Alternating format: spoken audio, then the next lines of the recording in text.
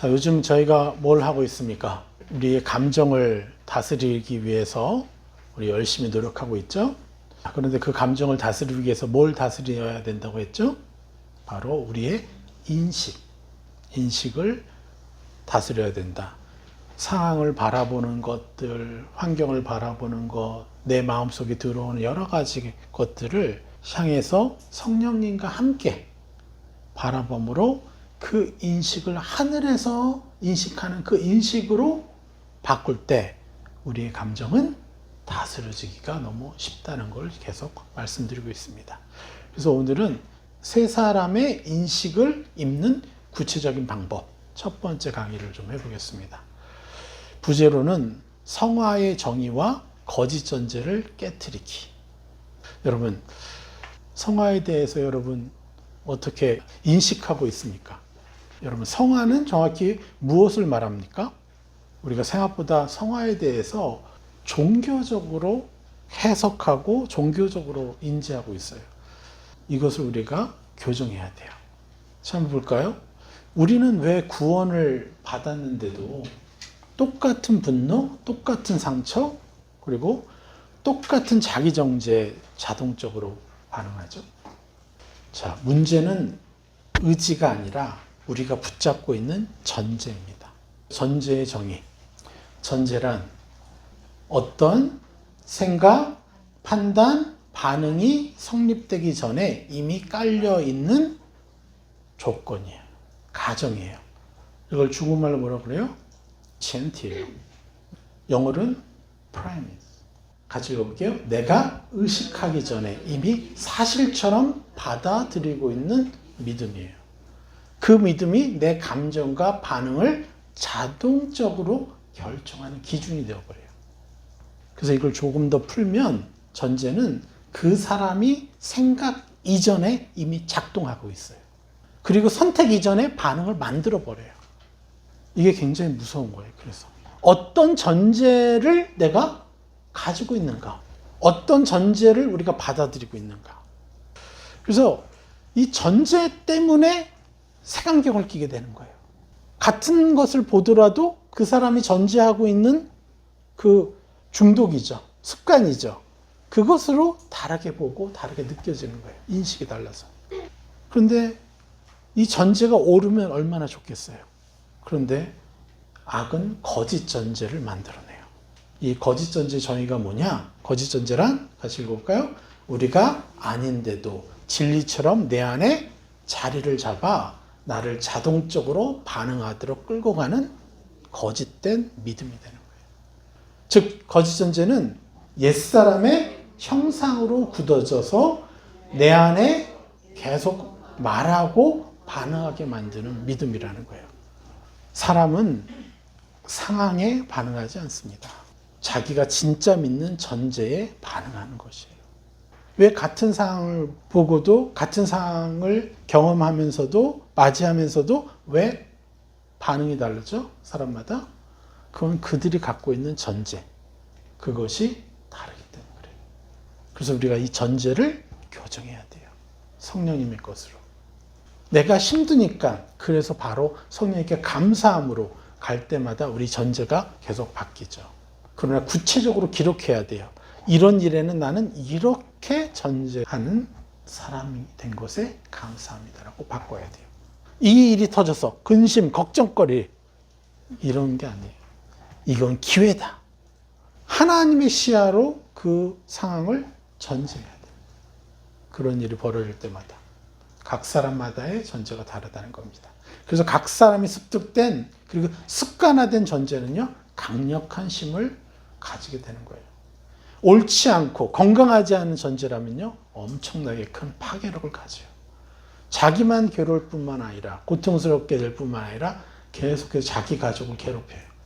주변을 괴롭히고 사회를 괴롭혀요. 그런 사람이 권력자가 되면요, 나라가 망하고요. 어찌 보면 이 전제는요, 각자가 가진 개인적 종교와도 같아요.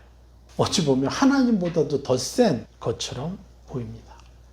같이 교회에 와서 예배를 드려도요, 다들 자신이 가지고 있는 전제가 달라서 같은 하나님 형상을 보여줘도 각자 다르게 받아가요. 그 이유가 뭐예요? 자신이 악에 의해서 훈련된 그런 거짓 전제에 시달리고 있기 때문에 그래요. 그래서 이 사고방식, 전제를 우리는요, 완전히 뒤바꿔야 돼요. 그러기 위해서 어떻게 해야 돼요? 적어야 돼요. 저는 어제 분노에 대한 부분을 계속 이제 묵상하면서 생각해 보니까 분노는 나만 있는 게 아니잖아요. 우리 모두가 있잖아요. 다만 분노의 표출 방법이 다를 뿐인 거잖아요. 다 분노하고 있어요. 근데 분노의 표출 방식이 다를 뿐이에요. 저 같은 8번 유형은 밖으로 밀어내는 거예요. 표출하는 거예요. 다른 사람들은요, 자기를 사라지게 만들어요. 9번 유형 같은 경우는. 그래야 갈등이 없어진다고 생각하고. 다양해요. 어떤 사람은 중독에 빠져버려요. 무기력에 빠지고, 방관에 빠져버리고, 어떤 사람은 산만함에 빠지고, 이게 다 분노의 표출 방법이에요. 그래서 애니어그램에서는요, 사실은요, 이 분노라는 것은요, 정상이라고 얘기해요. 다만 그것을 어떻게 표출하느냐, 요 문제를 어떻게 다룰 것이냐에 대한 거예요. 그래서 분노를 밖으로 표출하는 사람들만 문제가 있는 게 아니라 똑같이 똑같은 양의 어둠에 당하고 있다라고 표현을 해요. 이해가 됩니까? 우리 모두 분노 때문에 다들 피해보고 있어요. 그것을 밖으로 표출하느냐, 다르게 안에서 죽느냐, 여러 다양한 방법으로 그게 나오고 있는 거예요. 그래서 이 분노 문제, 인식, 전제 다 우리가 해결해야 됩니다. 그래서 우리는요, 온전히 이해하고 있어야 돼요. 각 사람이 습관화된 전제는 강력한 힘을 가진다. 이거를 다시 기억해야 됩니다. 그래서 내가 가지고 있는 이 전제가 하나님보다도 더 세다는 것을 기억하십시오. 어찌 보면 우상이 되는 거예요, 이게. 우리가 가진 전제는 뭐가 된다고요? 우상이에요. 이 우상을 누가 잡고 있어요? 뱀이 잡고 있죠. 악이. 사단의 머리를 짓밟아야 돼요. 우리의 전제를 예수 그리스도의 전제로 바꾸는 것. 이것을 위해서. 이거를 많은 분들이 해결하지 못하니까 아무리 노력을 해도 다람쥐 쳇바퀴 돌듯이 성화가 이루어지지 않는 거예요. 우리는 거짓 전제, 악의 속은 거짓 전제에 속는 자가 아니라 그것을 나의 전제로 인정해 주는 게 아니라 예수 그리스도께서 전제하시는 그것을 나의 것으로 침노해야 돼요. 할렐루야. 그러면요, 여러분 얼마든지 더 멋진 인생을 살 수가 있는 거예요. 너무 멋있죠, 하나님. 우리를 새롭게 창조하고 계십니다. 자, 성화를 정의하자면 세 번째까지 정의를 내릴 겁니다. 첫 번째 정의는 뭐냐? 죄 없는 사람이 되는 과정이 아니라 거짓 전제에 자동적으로 반응하던 내가 복음의 전제로 반응하게 되는 삶. 이것이 성화예요. 여기서 뭐라고 얘기해요? 처음부터 얘기하는 게 성화는 죄 없는 사람이 되는 과정이 아니라고 얘기합니다. 여러분 이거 이해하셔야 돼요. 많은 사람들이 여기에 당하고 있어요. 죄 없는 사람이 되는 과정이 아니에요. 성화의 과정은. 죄는 이미 사라진 존재가 우리 기독교인들인 거예요. 맞습니까? 예수 그리스도의 보혈로 인해서 여러분의 죄는 사라졌어요? 아직까지 남아있어요? 신분상으로는 사라졌잖아요. 그러니까 사실 우리는요, 이미 신분상으로는 성화가 된 존재예요. 우리는 의인이 됐고, 그리고 의인이라고 칭함받는 존재가 되어버렸어요. 그래서 성화는 죄가 없는 사람이 되는 과정이 될 수가 없는 거예요. 그럼 뭐냐?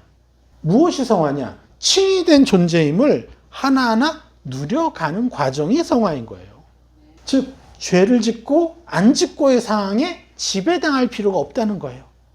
자신이 죄를 지었고 아니면 너무 잘해서 우쭐하건 그런 것에 일희일비할 필요가 없는 것이라는 거예요. 우리 그리스도인들은 그저 칭의된 존재임을 하나하나 누려가는 과정. 이것이 성화라는 거예요. 이것이 명확하지 않으니까 내가 바뀌었나? 성화됐네. 저 사람 바뀌었네. 성화됐네. 아니라는 거예요. 그들은 이미 성화된 존재이고 여러분 자신도 이미 성화된 존재예요. 이거를 여러분 완전하게 인식하셔야 돼요. 나는 어떠한 상황 가운데서도, 그래서 죄를 짓고 있는 상황에서도 할렐루야 감사할 수 있습니다. 왜요? 내가 이런 죄를 짓고 있는데 내가 칭의되지 않았다면 나는 계속 여기에 묶여 살았을 텐데 할렐루야 감사합니다.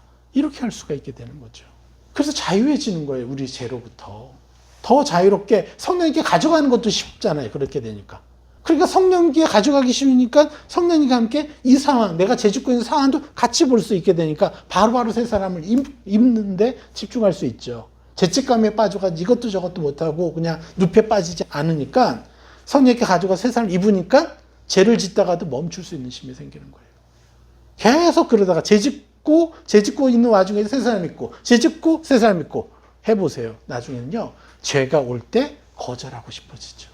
이렇게 해서 이겨나가는 거지 우리가 죄책감을 갖고 정죄감을 갖고 있으면요. 평생 죄의 노예로 사는 거예요. 성화를 온전히 아셔야 됩니다. 그런데 성경은 말합니다. 이 거짓 전제는 우연히 생긴 것이 아니라 악의 속임에서 비롯된 것이라고 얘기합니다. 뭐라고요? 이 거짓 전제 이것은 우연히 생긴 것이 아니라 악의 속임에서 비롯된 것이라고. 요한복음 8장 44절. 너희는 너희 아비 마귀에게서 났으니 너희 아비의 욕심을 너희도 행하고자 하느니라. 그는 전부터 살인한 자요 진리가 그 속에 없으므로 진리에 서지 못하고 거짓을 말할 때마다 제 것으로 말하나니 이는 그가 거짓말쟁이요 거짓의 아비가 되었습니다. 할렐루야. 그래서 거짓은 상황에서 생긴 것이 아니에요. 거짓에는 출처가 있는 거예요. 그 출처가 어디라고요? 제가 왜 할렐루야로 외쳤습니까? 거짓의 아비인 사단에게서 온 거예요. 여러분의 마음에서 절대 나오지 않았다는 거예요. 할렐루야. 여러분의 인식 자체를 그렇게 강하게 만들어야 돼요. 죄 짓고 싶은 마음, 그 마음이 내게서 온 게 아니에요. 어떤 실수를 했는데 어떤 사람은 그걸 잘 품어주는데 나는 그걸 화를 내. 이 인식도 이 전제도 어디서 온 거예요? 내게서 온 게 아니라 거짓의 아비인 사단에게서 온 거예요. 여러분의 것이 아니라는 겁니다. 결코 여러분 자신의 마음에서 나온 것이 아님을 여러분 명확히 해야 돼요. 그러면 거짓 전제는 언제 형성되었습니까? 그 기원 최초의 거짓 전제를 한번 볼까요? 창세기 3장 1절 같이 읽겠습니다. 뱀은 여호와 하나님이 지으신 들짐승 중에 가장 강교하니라. 뱀이 여자에게 물어 이르되 하나님이 참으로 너희에게 동산 모든 나무의 열매를 먹지 말라 하시더냐. 선악과 외에는 다 먹어도 된다고 분명히 말씀하셨는데 악은 이렇게 전제를 바꿔버리네. 다 먹고 선악과만 먹지 말라 그랬는데 뭐라고 얘기해요 지금? 하나님이 참으로 너희에게 동산 모든 나무의 열매를 먹지 말라 하시더냐. 이건 뭐예요? 그 전제를 교묘하게 뒤틀어 버린 거잖아요. 갑자기 하나님이 쪼잔한 하나님으로 변해. 그때부터 품어지기 시작한 거예요. 악이 여기서 한 일은요. 행동을 먼저 유혹하지 않았어요. 선악과 먹어 이렇게 얘기하지 않았습니다. 먼저 선악과를 먹을 수밖에 없도록 하나님을 의심하게 만든 거예요. 그 전제를 바꿔버린 거예요. 하나님은 자신의 모든 것을 나한테 다 주신 게 아니었단 말이야? 하나님은 나에게 다 주지 않고 일부만 먹게 하시는 하나님이야? 그러니까 점점점 아담과 하와도 하나님처럼 되고 싶은 거예요. 이렇게 과정을 만들어가는 거예요. 그 전제를 미리 깔아놓는 거예요. 뭐라고요? 사단이 어떻게 했어요? 같이 읽어볼까요? 하나님이 참으로 너에게 동산 모든 나무의 열매를 먹지 말라 하시더냐? 아담이 즉각 반발했죠. 반발하고도 계속해서 잔상이 남는 거예요. 그리고 악은 화전을 써가지고 계속 그것을 품게 하려고. 사단은요, 행동으로 먼저 유혹하지 않았습니다. 행동을 하라고 유혹한 게 아니에요. 하나님이 하신 말씀에 대한 전제를 흔들어 버렸어요. 왜곡시켜 버린 거예요. 그래서 확고하게 믿었던 하나님이 하신 말씀을 의심하게 서서히 그것도 강하게 딱 말하면 노할 테니까 조금씩. 그래서 그 결과로 유혹당한 것이에요. 그것을 성령께 가져가지 못할 때 우리가 당하는 것처럼 아담과 하와도 하나님께 가져가지 못했던 거죠. 왜냐? 의심하고 있었으니까 하나님을. 사단이 의도한 대로 조금씩 받아들인 거죠. 자, 이게 이 첫 번째 거짓 전제. 그래서 성화를 성경적으로 정확하게 정의를 내리면 두 번째 정의 같이 읽어볼까요? 죄 없는 사람이 되는 과정이 아니라 악의 속임이 심어놓은 거짓 전제에 자동적으로 반응하던 내가 복음의 전제 위에서 반응하게 되는 삶. 이것이 두 번째 성화의 정의인 것입니다. 이해가 되세요? 악의 속임이 심어놓은 거짓 전제에 자동적으로 우리가 반응했어요. 그래서 안 좋은 일 터지면 어떤 사람은 염려부터 하는 사람이 있고 어떤 사람은 할렐루야부터 하는 사람이 있어요. 어떤 전제를 가지고 있느냐에 따라 다른 거예요. 저는 부단히 할렐루야 감사합니다. 이걸 부단히 했기 때문에 어떤 좋지 않은 일 떠오르면 할렐루야 감사합니다. 그전에는요, 분노 폭발. 왜 이따위를 했어? 막 이러면서 분노 폭발. 차 접촉사고, 차 사고 났어. 할렐루야 감사합니다. 그때는 행복하게 못하니까 이를 물고 할렐루야 감사합니다. 네. 그러면요, 싹 바뀌어요. 이걸 통해서 갑자기 내 차 요즘에 조금 문제가 있는 것 같은데 잘 됐네. 정비소 갈 시간 없다고 정비소 가라는 거 하시네. 이런 것보다 완전히 인식이 바뀌어버린 거예요. 우리 아이가 접촉사고를 냈어요. 뭘 부딪혔어? 할렐루야. 더 크게 사고 나지 않고서 감사합니다. 인식이 바뀌어버린 거예요. 이 전제를 성령과 함께 하라는 거예요. 영혼이냐 물건이냐. 영혼이 우리에게 천하보다 귀한 것이지 어떤 상황, 환경, 물건, 상태 이것이 우리의 전부가 아니죠. 그러면 제가 세 가지 질문을 좀 해보겠습니다. 이 세 가지 질문을 통해서 성화의 정의에 대해서 좀 더 깊이 들어가 보겠습니다. 이렇게 질문해 보겠습니다. 첫 번째 질문 보실까요? 같이 읽어볼까요? 여러분은 화를 낼 때 의도해서 화를 내십니까? 아니면 자동적으로 나오는 반응입니까? 악한 사람이 아니고서야 의도해서 화를 내질 않죠. 자동이죠.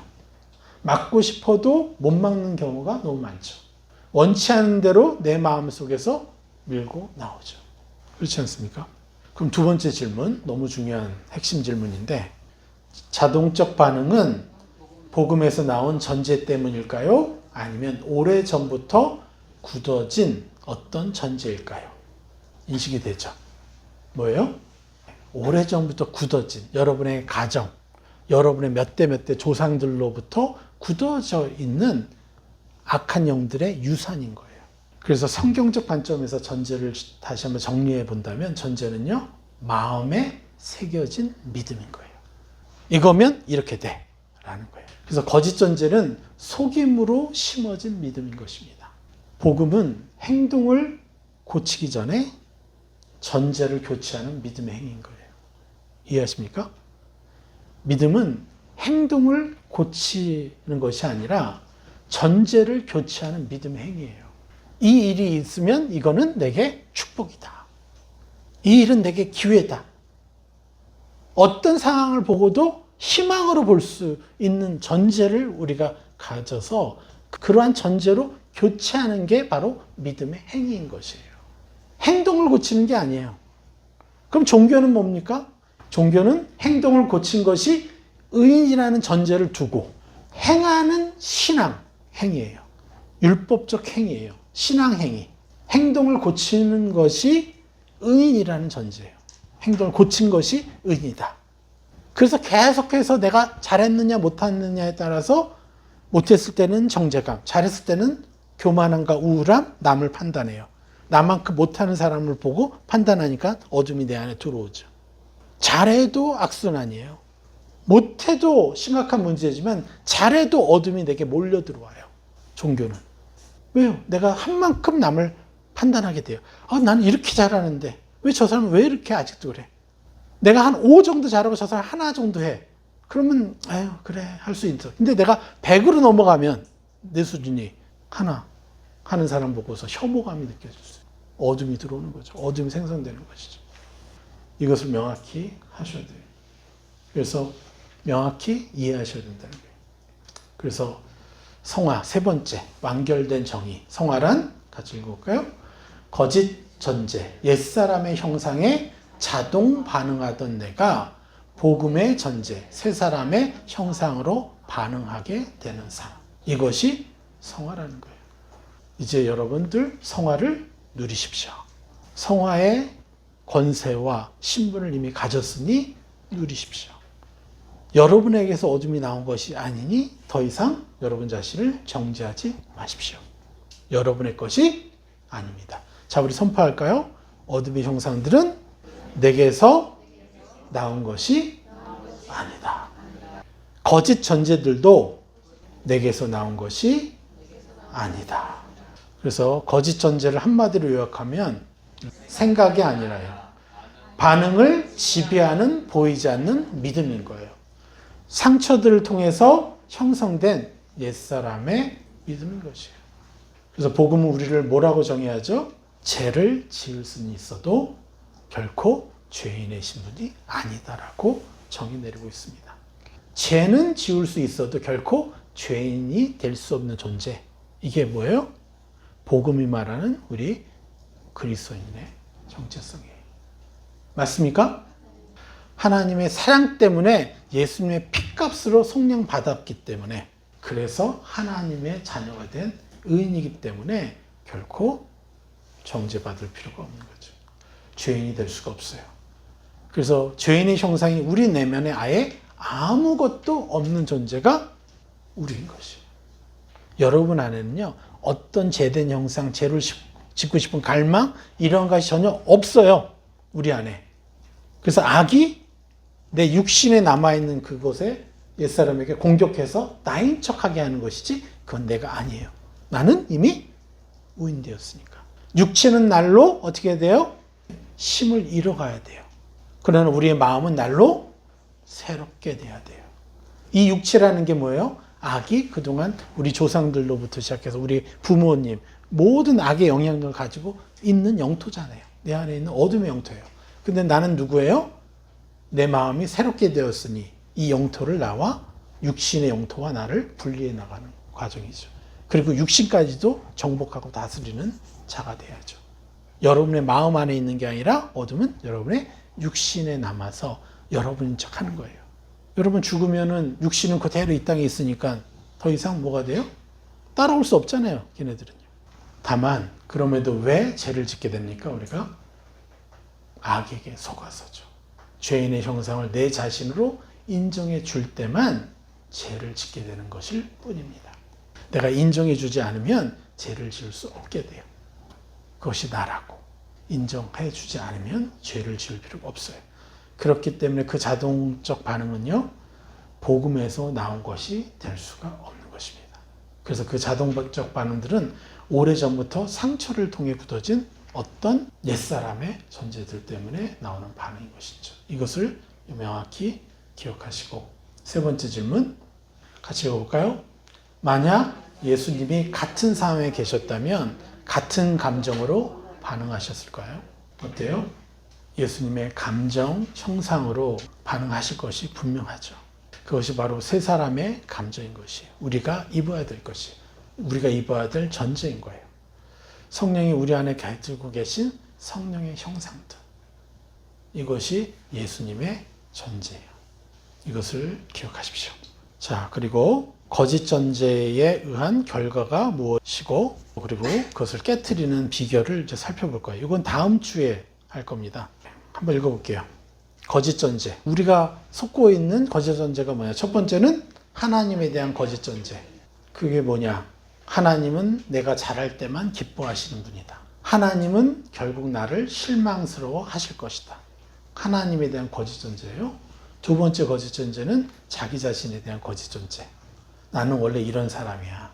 현재 느껴지는 것이 내 감정이야. 곧 나야. 이게 자기 자신에 대한 거짓 전제. 세 번째 거짓 전제, 관계 속의 거짓 전제. 상처를 줬으면 벌을 받아야 공평한 거 아니야? 인정받지 못하면 나는 무가치한 거 아니야? 이런 거짓 전제가 있어요. 또 네 번째로 신앙생활에 대한 거짓 전제가 있어요. 성장은 늘 고통스럽고 힘들어야 한다. 거룩해지려면 감정을 눌러야 한다. 한번 점검해 보세요. 다섯 번째, 고난에 대한 거짓 전제. 고난은 하나님이 나를 벌하시는 신호다. 믿음이 좋으면 흔들리지 않아야 한다. 이러한 거짓 전제가 있어요. 악한 영에 의해서 생성된 거예요. 몇 개나 갖고 계십니까, 여러분들은? 자, 오늘은 이 5번째, 고난에 대한 거짓 전제만 해드리도록 하겠습니다. 자, 보겠습니다. 고난은 하나님이 나를 벌하시는 신호다. 맞습니까? 이런 전제를 가지면요, 자동적 반응이 뭔지 아세요? 자기 정죄예요. 또 하나님의 뜻을 찾느라 현재의 삶을 마비시켜요. 다 올스톱하고 하나님께 매달리는 것 같은데, 기도만 하는 것 같은데 아니에요. 그럴 필요가 없어요. 이게 종교에 중독된 사람들의 행동이에요. 그러니까 올마비가 되니까 주변 사람들, 가족들이 이 사람의 신앙을 아름답게 볼 수가 없어요. 교회는 가요. 열심히 하는데 집에 와서 설거지도 안 하고 밥도 안 해. 엄마인데. 이 사람들이 왜 그런지 아세요? 자기 정죄 때문에 그런 거예요. 하나님 앞에 너무 부족한 것 같으니까 하나님의 뜻을 찾느라고 막 교회만 막 열심히 하고 내가 섬겨야 될 영혼들, 가족들 내팽개치고 다니는 그런 분들이 한 200명 제가 있는 곳에 왔었어요. 제가 그분들 강의해 드리니까 막 줄을 섰어 보니까 온갖 저주가 그들의 삶에 있는데 그걸 잊으려고 열심을 내는 거예요. 엄청난 헌신의 사람들인데. 그래서 고난에 대한 복음의 전제는 뭐냐? 같이 보겠습니다. 고난 속에서도 하나님은 나를 정죄하지 않으신다. 그래서 고난의 의미는 뭐예요? 나는 곧 더 찬란한 삶으로 나아갈 수 있다는 엘리야가 본 손바닥만한 구름이 바로 고난인 것이에요. 열왕기상 18장 44절. 7번째 그가 이르되 바다에서 사람의 손만한 작은 구름이 일어나나이다. 이르거늘 엘리야가 이르되 올라가 아합에게 말하기를 비에 막히지 아니하도록 마차를 갖추고 내려가소서 하니라. 여러분, 저 멀리 구름 한 조각 보이는데 그게 뭐라고? 뭐가 대수라고? 현실적으로는요, 아무것도 아닌 징조예요, 그냥. 그런데 엘리야는요, 이거를요, 선택했어요. 뭐로? 믿음으로 선택했어요. 그랬더니 뭐가 됐어요? 역사가 돼버리는 거예요. 이게 우리 하나님의 사람들의 삶의 방식이어야 돼요. 어떠한 작은 것도 믿음으로 선포하고 기적으로 선포하고 그렇게 될 것이라고 믿음으로 믿어버리는 거예요. 제 삶에서 왜 기사와 이적이 많이 일어났어요? 다른 거 아니에요. 제가 능력이 있었던 게 아니에요. 그냥 믿어버렸어요. 그래서 일어난 것뿐이에요. 현실적으로는요, 저 그러면 아무런 징조가 아니에요. 그러나 믿음으로 선택하는 자에게는 역사가 되는 것이에요. 할렐루야. 이 하나님의 역사를 더 풍성히 누리시기를 축복합니다. 그리고 고난에 대한 거짓 전제, 2번째는 뭐냐? 믿음이 좋으면 흔들리지 말아야 한다. 저도 좀 완벽주의적인 성향이 좀 있어서 조금 흔들렸다. 자존심 상해요. 그랬었어요. 그리고 또 이럴 때 맨페이지 어떤 사람 되게 열심히 막 계속 몇 달, 1년 막 축복하다가 나도 지쳐가지고 포기하고 지나서 한 달 뒤에 갑자기 그 사람이 변해버렸어. 그럼 자존심 상해요. 내가 기도한 대로 된 거잖아요. 근데 내가 포기하니까 됐어. 너무 열받는 거예요. 자존심 상한 거예요. 이럴 필요가 없다는 거예요. 내가 입혔으니까 그렇게 된 거예요, 나중에. 그리고 내 자존심 뭐가 중요해? 내 자존심 뭐예요? 믿음으로 계속 나갔어야 했는데 내가 꺾였는데 하나님이 들어주시네? 내가 꺾이지 않았으면 얼마나 좋았을까? 이런 것들이, 이런 경험이 몇 번 있네요. 자, 믿음이 좋으면 흔들리지 않아야 된다. 이것에 대한 자동 반응이 뭔지 아십니까? 연약함을 숨겨버려요. 자기 연약함을 숨기려고 해요. 자존심을 발동시켜서 도움을 거절해요. 도움을 요청하지를 않아요. 그래서 믿음에 대한 복음의 전제는 뭐냐? 믿음은 흔들리지 않음이 아니라 흔들릴 때 붙잡는 방향인 거예요. 그 다음 성화의 방향을 알려주시려는 하나님의 나침반이라는 거예요. 내가 믿음이 흔들리고 좋지 않아. 그거는 뭐냐면 내가 더 해결해야 될 더 큰 적과 싸울 수 있는 단계로 하나님이 올리시려고 주시는 사인이라는 거예요. 여러분의 문제가 아니라 더 큰 적과 싸우기 위해서, 더 큰 적과 싸우니까 공격을 받아야 안 받아요? 전에는 웬만한 적은 1대1로 붙었는데 이 적은 10대1이네? 그러니까 더 공격을 받는 거예요. 그래서 여러분의 마음이 흔들리는 거예요. 여러분이 원인이 아니라 더 큰 적과 싸우기 위해서 하나님이 보여주시는 또 다른 나침반이라는 거예요. 이해가 되십니까? 자기를 정죄하지 마십시오. 연약함을 숨기실 필요 없어요. 자존심을 발동시켜서 도움 요청을 거절하실 필요가 없어요. 아, 이것도 축복이네. 이렇게 바라봐야죠. 자, 우리 히브리서 12장 2절 보겠습니다. 믿음의 주요 또 온전하게 하시는 이인 예수를 바라보자. 그는 그 앞에 있는 기쁨을 위하여 십자가를 참으사 부끄러움을 개의치 아니하시더니 하나님 보좌 우편에 앉으셨느니라. 할렐루야. 믿음은요, 감정의 안정이 아닙니다. 어찌 보면 감정의 외면이고 감정의 회피일 수 있어요. 믿음은요, 바라보는 방향인 거예요. 여러분, 믿음이 감정의 안정이다 생각하면요, 이 감정을 외면하고 감정을 회피하려고 해요. 믿음은 감정이 아니에요. 감정의 안정이 아니에요. 믿음은 바라보는 방향인 거예요. 그게 누구예요? 예수님. 예수님이시라면 어떻게 하시겠습니까? 그걸 나로 입는 거예요. 그래서 우리는 흔들릴 때 예수를 바라봐야 되는 거예요. 예수를 향한 그 방향. 그래서 하나님은 오로지 우리에게 이것만을 요구하신 분이에요. 할렐루야. 너무 멋지신 하나님이십니다. 우리 한번 적용을 해봅시다. 예수 그리스도의 위대하신 희생과 사랑과 권능의 이름으로 축복합니다. 저와 가족과 우리 공동체로 하여금 분노와 상처와 자기 정죄에 자동으로 반응했던 이유가 의지가 약해서가 아니라 이미 마음에 새겨진 거짓 전제 때문임을 깨닫게 하시니 감사합니다. 이제는 거짓 전제가 아니라 복음의 전제로 반응하게 된 자녀가 된 것에 감사합니다. 자신이 상황에 반응한다고 생각했지만 사실은 자신이 믿고 있던 전제에 반응해 왔음을 깨닫게 하시니 감사합니다. 그 전제를 진리로 교체할 수 있는 은혜 안에 살게 하신 자녀가 된 것에 감사합니다. 자신 안에 자동적 반응이 복음에서 나온 것이 아님을 분별하게 하시고 옛사람의 형상임을 알아차리게 하시니 감사합니다. 이제 새 사람의 형상으로 반응하게 하시는 성령님만을 의지하는 자녀가 된 것에 감사합니다. 성화를 죄 없는 사람이 되려는 노력으로 오해했던 눈을 열어주시고 칭의된 존재임을 누려가는 삶이 성화임을 알게 하시니 감사합니다. 이미 의인으로 살아가도록 부르심받은 자녀가 된 것에 감사합니다. 거짓 전제가 자기 마음에서 자연스럽게 생긴 것이 아니라 악의 속임에서 비롯되었음을 알게 하셔서 자신을 더 이상 정죄하지 않게 하시니 감사합니다. 정죄 대신 진리를 선택할 수 있는 자녀가 된 것에 감사합니다.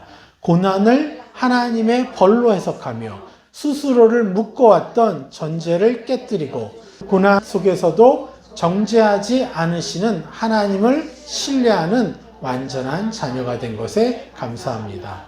손바닥만한 구름을 하나님의 역사로 선택하여 바라보는 자녀가 된 것에 감사합니다. 믿음이 흔들리지 않는 상태라고 오해했던 생각을 내려놓고 흔들릴 때 예수를 바라보는 것이 믿음임을 알게 하시니 감사합니다.